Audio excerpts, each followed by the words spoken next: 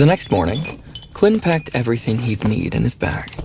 He took the test tube with Layla's blood with him, as well as the 4 empty ones.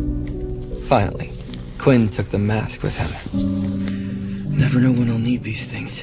Better to be over-prepared than under-prepared.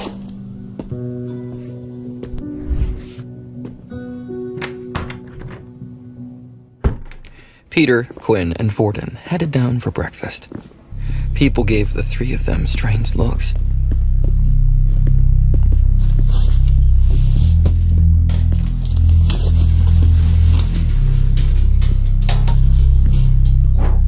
Vorden distanced himself from Quinn and Peter, sitting with the higher power levels instead.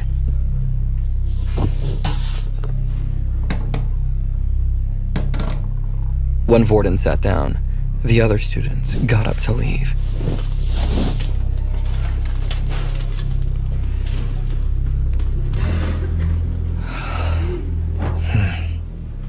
Quinn understood. The second-year students made Vorden a target, even if he followed their rules. None of the first years would risk interacting with him. Quinn turned to Peter. Do me a favor, will you? Keep an eye on Vorden in combat classes. If anything happens, let me know. Peter frowned. But if something happens, I won't be strong enough to help. Besides, you can't exactly do anything either. Peter was right. Quinn could barely deal with the level 2 first-year students, never mind the second-year students. However, Quinn hated that they were targeting Vorden just because he chose to be friends with Peter and Quinn. Maybe I can find a weakling among the second years. There's always a weak link in any organization. They must have someone they keep around to run errands for them. If I can corner that person, I might get more information. Quinn sighed. I'm not telling you to get involved. I don't think Vorden is expecting you to help him out either. I just want to know what you see. I'm worried about him. Peter scanned the room, making sure no one was eavesdropping. He nodded once. They finished breakfast in silence. Neither of them felt very talkative when Vorden looked so miserable. Quinn left Peter, heading to his combat class.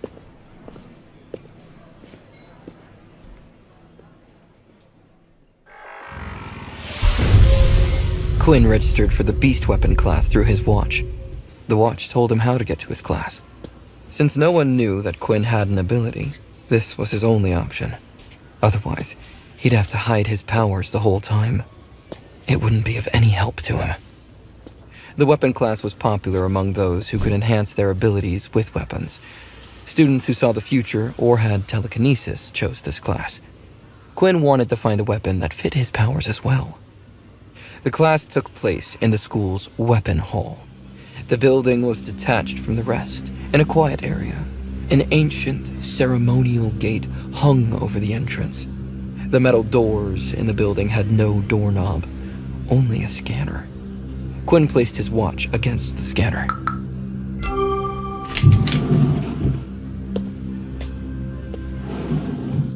The outside of the building did not match its inside.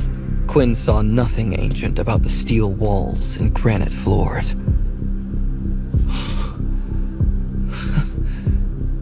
The building looked like a warehouse filled with weapons.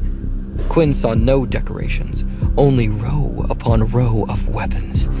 They hung on walls, sat behind glass containers, and filled shelves.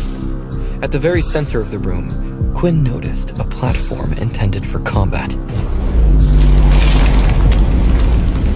A bald man leaned against the wall at the very back of the room.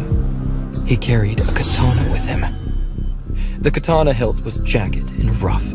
The back of the blade looked the same. Quinn knew it had been forged from the body of a beast. The bald man kept his eyes closed, waiting patiently. Quinn assumed he was the teacher, since he was the only adult present. The room filled up with students. Layla entered and spotted Quinn. She immediately came over, and they started chatting. No one paid any mind, since Layla was seen as weak. Layla glanced around the room. This class is a lot more popular than I thought. Quinn guessed there were 30 students in the class. Other classes averaged around 50, but that was to be expected. Quinn looked at the wall filled with weapons. His priority wasn't the other students. I wonder what weapon I should pick. Layla shrugged, pointing at her bow. Well, I already have mine. She wasn't alone. A lot of the students already had weapons. Quinn was one of the few who didn't have any weapons. Quinn thought through what weapons would suit him. A rowdy crowd disturbed his thoughts. Quinn sighed, turning to listen to the chatter. What is she doing here? Isn't she an elemental user? Why would she be here? Who cares? Maybe we can spar with her. If we beat her, we can ask her on a date. As Quinn turned around to see who everyone was talking about, he realized he had already met her. It was the ice ability user, Aaron Helly, whom Vorden had offended on day one. Layla raised an eyebrow.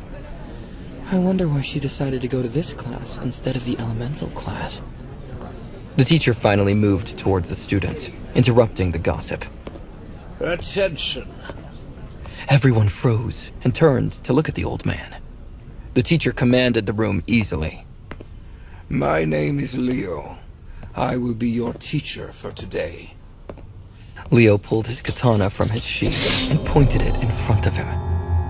Your first task will be to pick your weapon. You must think carefully. Your weapon is your lifeline. When your ability won't work, the only thing you can rely on is your own skills.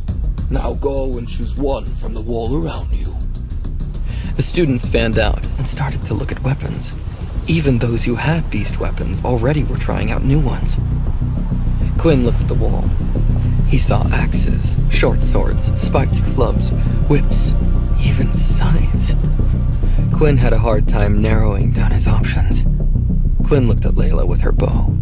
It matched up well with her telekinesis ability. If Quinn picked a ranged weapon, he would never be as good as Layla. He needed something that suited his ability.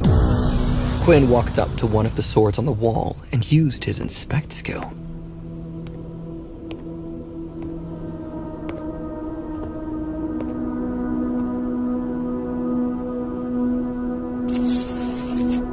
Forged sword. Tier, basic beast weapon. Strength +3. Agility -2. The sword is incompatible with the skill Blood Swipe. The sword looked heavy. Quinn needed to move fast, so losing some points in agility wasn't going to work. What surprised him was how much information his inspect skill had given him. Subscribe now and start watching free episodes of the #1 fantasy show in this YouTube playlist. For the full story, click the link in the description, download the Pocket FM app, and watch all episodes of My Vampire System.